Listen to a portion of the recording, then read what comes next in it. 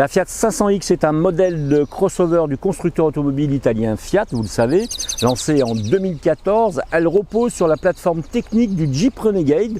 Ce crossover compact est présenté, rappelez-vous, le 2 octobre 2014 au Mondial de l'Automobile de Paris.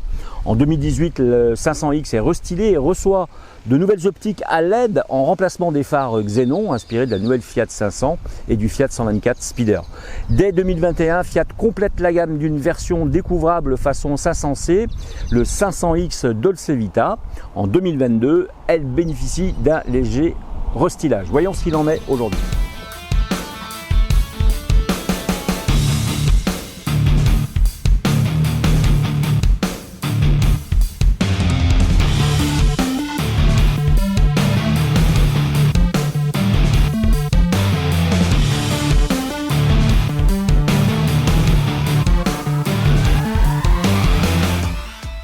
Eh bien Jean-Marc, depuis 2022, la Fiat justement intègre le moteur 1,5 litre Firefly T4 qui est capable de produire 130 chevaux et qui est associé à un moteur électrique de 48 volts et couplé à cela un générateur de 12 volts Belt Starter qui rend la voiture plutôt silencieuse, plus puissante et surtout plus écologique. Associé à une toute nouvelle transmission automatique à double embrayage à 7 vitesses, l'objectif est de permettre à l'utilisateur de découvrir une plus grande souplesse à la conduite tout en réduisant les émissions de CO2 et surtout une consommation de carburant qui peut aller jusqu'à 10%. De moins, bien sûr. Exactement, 10% de moins, c'est vraiment pas négligeable. Alors aucune recharge donc n'est nécessaire. En plus, vous pouvez accéder aux zones faibles émissions finalement avec ce type de véhicule et ça risque d'arriver très vite en Martinique. Fort-de-France est prévu pour dans pas très longtemps. Donc ces zones ZFE qui arrivent donc à grands pas et vous bénéficiez donc d'avantages fiscaux, tout cela en conduisant de manière plus responsable. Et plus verte.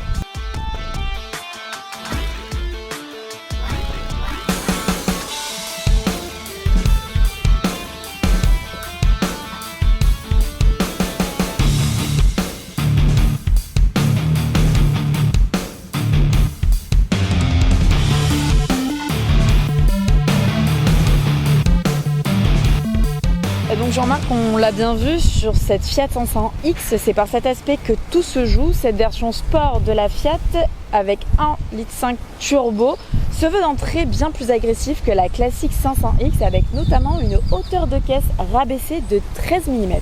Une signature lumineuse à LED en forme de double goutte plutôt bien réussie celle-ci qui surplombe le pare-choc bien dessiné qui rend le modèle plutôt séduisant. À l'arrière, les formes sont maintenant aussi la signature du modèle, principalement grâce à cette large lame chromée qui se diffuse sur le logo Fiat, le tout agrémenté d'un nouvel échappement double. Cette petite citadine sait rester discrète, mais dès que l'on s'en approche un peu, impossible de ne pas penser à une légère affinité avec Abarth, et donc on s'attend à plus de muscles et donc plus de punch. À noter aussi les passages de roues aux couleurs de la carrosserie, on le voit sur ce modèle. Exactement.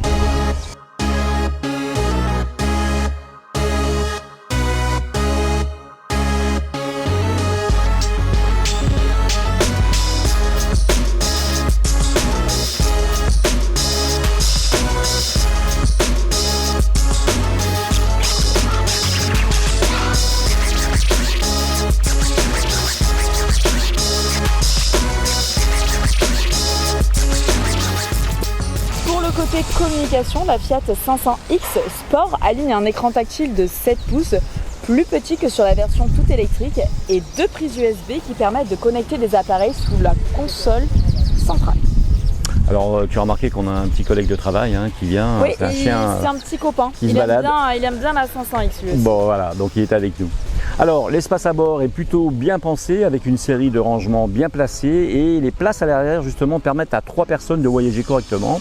Cela se paye quand même pour la partie coffre avec seulement 245 litres dans ce véhicule, mais il y a quand même un faux plancher qui permet d'accéder à un espace de rangement supplémentaire.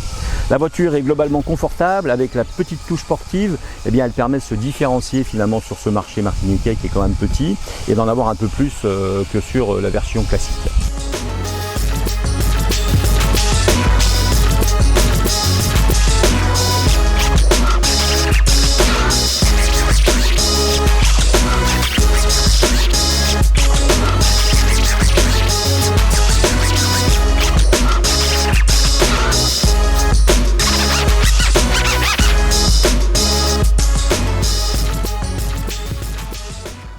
Enfin, du coup, sur cette Fiat 500X, un deuxième écran de 3,5 pouces prend place entre les compteurs.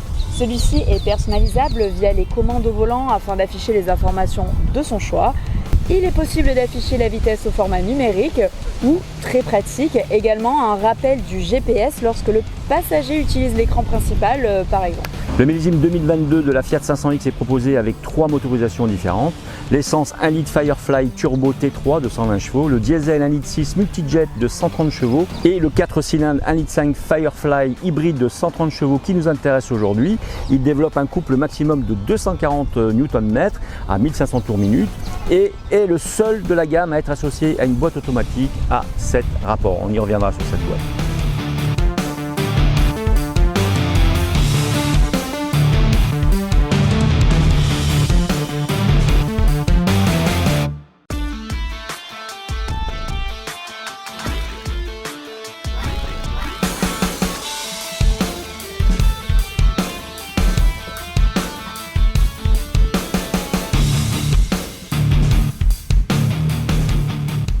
Donc pour cette hybridation et pour notre modèle roulé justement ce matin en tout électrique, eh bien on revient sur une priorité qui est vouée aux manœuvres et aux quelques périodes pendant lesquelles il n'y a pas de réel besoin de puissance.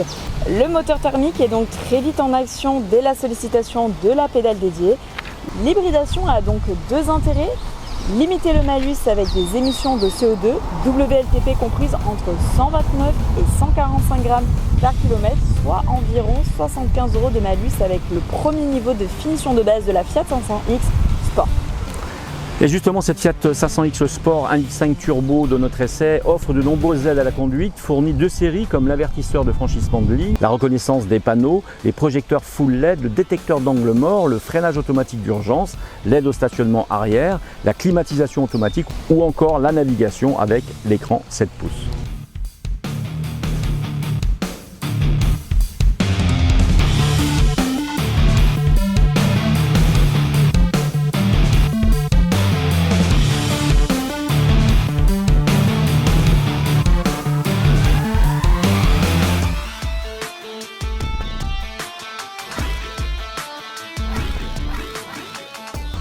Eh bien, sur nos routes, malgré des suspensions un petit peu raides, les ingénieurs de Fiat ont plutôt bien réussi leur coup avec cette version hybride de la 500X en version sport. Très confortable à conduire, la direction est vraiment précise, mais c'est au niveau de la souplesse de la boîte de vitesse 7 rapports que la qualité de cette automobile est vraiment probante. Accélération agréable, look sportif, tout est réuni pour plaire à une clientèle qui aime jouer les citadines et les citadins, pressés d'aller au job ou à la plage, facile à garer et un peu passe-partout. Eh bien, à vous de l'essayer et peut-être vous faire plaisir en ce début d'année avec une voiture fun et plutôt écolo. Oui, exactement. À noter quand même toutefois un petit manque de modernité sur ce modèle, qui reste tout de même très agréable à conduire et très proche de la 500 qui plaît à beaucoup de monde sur le secteur et sur le marché. Mais un petit manque de modernité. Allez, on est assez d'accord. On verra pour la prochaine bouture en tout cas.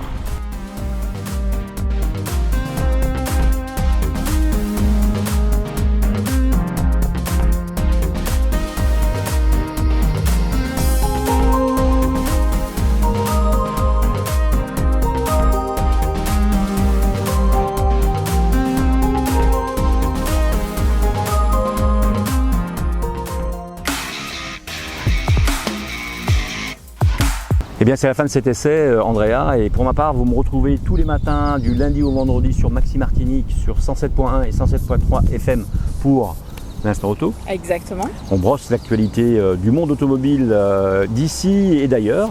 Et puis, bien sûr, vous retrouvez Andrea, avec moi-même d'ailleurs. Exactement, le vendredi soir sur Maxi Martinique, justement pour le grand talk show des Antilles. Oui. Et également le mardi soir, un mardi sur deux, en rendez-vous au Casino Batelière à l'Arrobase pour justement l'enregistrement de notre émission radio. Donc venez dîner avec nous. Exactement. L'idée, c'est d'assister à l'émission finalement. Et puis, c'est d'assister, de partager et de voir un petit peu les rouages d'une émission tout en pouvant dîner avec ses amis dans un cadre festif.